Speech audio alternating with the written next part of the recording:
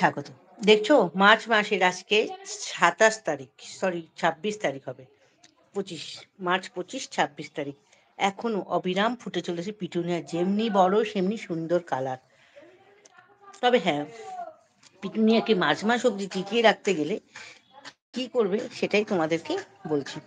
দেখছো কি বড় বড় ফুলের সাইজ। সূর্যদেব অস্ত যাচ্ছে, দেখো সূর্যে রোদ পড়ছে বলে একটু ঝিমিয়ে রয়েছে। যাদের পিছু এনে রাখো, গাছের গোড়া ভিজিয়ে রাখো, প্রয়োজনে দিনে জল দাও। ছাওয়া জায়গায় ডাইরেক্ট সূর্যলোক রাখবে না, এমন জায়গায় রাখো হালকা রোদ আসে সেরকম জায়গায়। যদিও আমার এখানেতে রোদ ভালোই আসে, হালকা রোদের কোনো প্রশ্নই নেই, তাও জল দিয়ে দিয়ে রাখছি। এই সমস্ত প্লাস্টিকের টবের কিন্তু গোড়ায় কিন্তু ফুটো নেই, খুব ব্যালেন্স করে জল দিতে হয়, ব্যালেন্স করে রাখতে হয়। আর এই সাদা ফুলগুলো তখন অবিরাম ফুটেছে, এই ফুলগুলো ফুটতে চলেছে। খাবার হিসেবে শুধু দিতে হবে, কিন্তু আমি লিকুইড খাবার হিসেবে দিচ্ছি ভাতের ফ্যান দিই, তার সাথে একটু অল্প এনপিকে 10-26-26। এছাড়া যদি কেউ মনে করে ভাতের ফ্যানটা দেবে না, তাহলে সেই 10-26-26 দানা দিতে পারো, কিবা ওইটাকে জলের মধ্যে গুলে, এক রাত জলে গুলে রেখে বা 5-6 ঘন্টা জলে গুলে রেখে ওই জলও গাছের গোড়ায় কিন্তু দিতে পারো।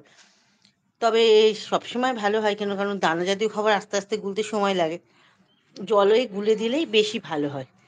আর ছাওয়া জায়গায় তো একটু রাখতেই হয়। শুধু এই গাছগুলো নয়, আমার ছাদে অবিরাম ফুটে চলেছে কিন্তু গাঁদা ফুল। সাইজে ছোট হয়ে গেছে ঠিকই, কিন্তু ফুটে চলেছে এখনো পর্যন্ত। শুধু নিচে তোমাদের পিটুনিয়া গুলো আমি দেখাচ্ছি, দেখো দেখতে পাবে কিনা, আমি দেখাবার চেষ্টা করছি।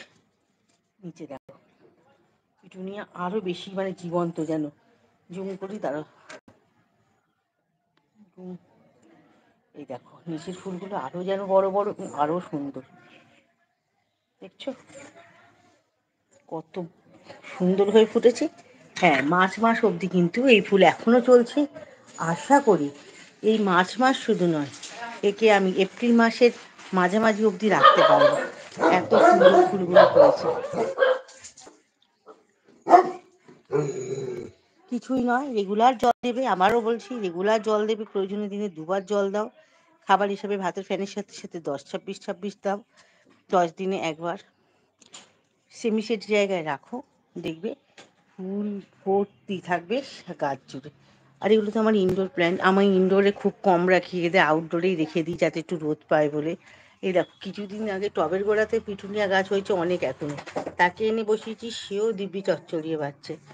এই দেখো শুধু এটা ব্রাজিলিয়ান বাম্বু, শুধু এই ডালটা কিনে এনেছিলাম, সেও বাড়ছে অবিরাম।